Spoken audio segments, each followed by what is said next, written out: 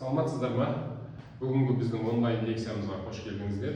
Бүгінгі біздің қарастыратын тақырыбымыз электроника негіздері пәні бойынша жартылай өткізгіштер және олардың қолданылуы дейді. Жалпы тақырыпта біз жартылай өткізгіштер дегеніміз не? Олар қалай электр тоғын өткізеді, олардың құрылымы қалай болады және олар қайда қолданылады. Осыны қарастыратын боламыз.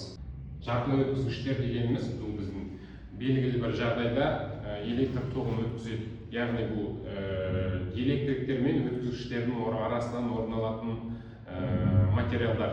Олар электр тоғын өткізу үшін белгілі бір жағдай керек. Яғни температура, жоғарғы температурада ол электр тоғын өткізеді, төменгі температурада ол электрик болып саналады. Жалпы жартылай өткізгіштерге келетін болсақ, оларда меншікті жартылай өткізгіштер дейді.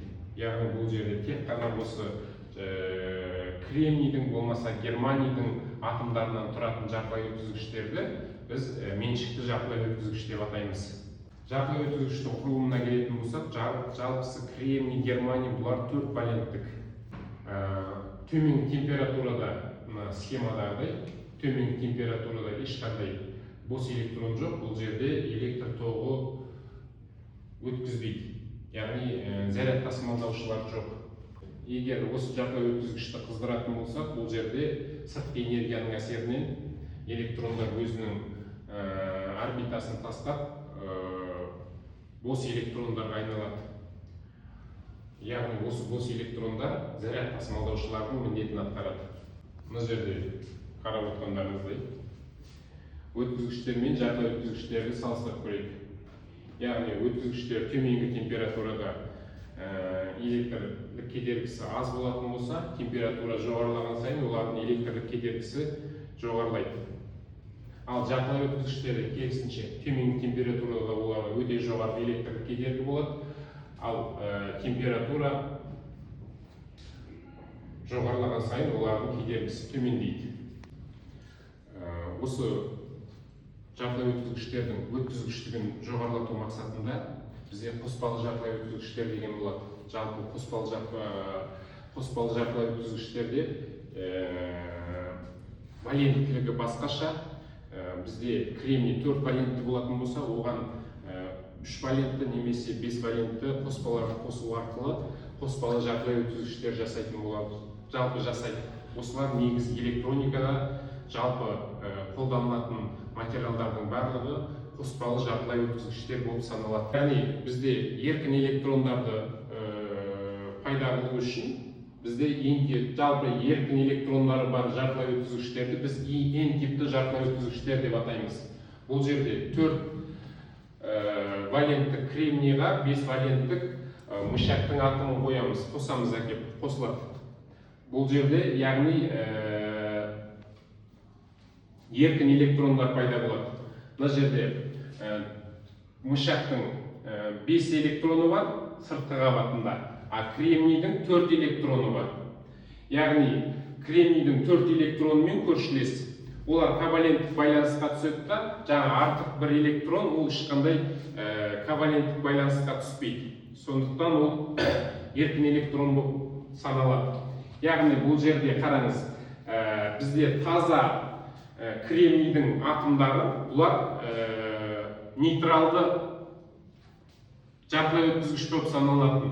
А біз мына жерде 5 валенттік мышьяктың атомын әкеп қосқандықтан, 5 валенттік мышьяктың атомын әкеп қосқандықтан, бұл жерде яғни протондардың зарядынан электрондардың заряды артылады. Ол неге артылады десек, жаңағы біз қоспада 5 валенттік мышьяктың атомын әкеп қосып тұрмыз. Бұл жерде зарядтар бойынша протондардың зарядынан электрондардың заряды артылады. Сондықтан бізде электрондар теріс зарядқа ие болғандықтан біз бұл жақта теріс зарядталған жартылай өткізгіштерді аламыз. Яғни ағылшын тілінен алған кезде негатив. Яғни негатив N типті жартылай өткізгіштер алынады. Екінші түрі бізде P типті жартылай өткізгіштер. Бұл жерде тоже сол сияқты 4 valenттік кремнийдің атомына 3 valenттік индийдің атомына келіп қосамыз. Бұл жерде керісінше электрондардың жетіспеушілігі пайда болады. Яғни электрондар жетіспейтін болса, бұл жерде протондардың зарядтары электрондардың зарядынан артық болады. Сондықтан бұл жерде, яғни бұндай жарқы өткізгіштерде то есть оң зарядталған жарқылы өткізгіштер болып саналады. Оң зарядталған. Яғни оң зарядталған жарқылы өткізгіштер дегеніміз не дейтін болсақ, бұлар яғни бұндай жарқылы өткізгіштерде электрондардың зарядынан протондардың заряды артық. Сондықтан бұндай жарқылы өткізгіштерді П типті жарқылы өткізгіштер деп атаймыз. Жалпы N және P типті жарқылы өткізгіштер бір-біріне қосатын болсақ, бұл жерде яғни бір-біріне қосады деп отырғанымыз, бұлар негізі технологиялық тұрғыда пластинаның бір жақ бетін N типті және екінші жақ бетін P типті қоспалармен қосылып жасайды.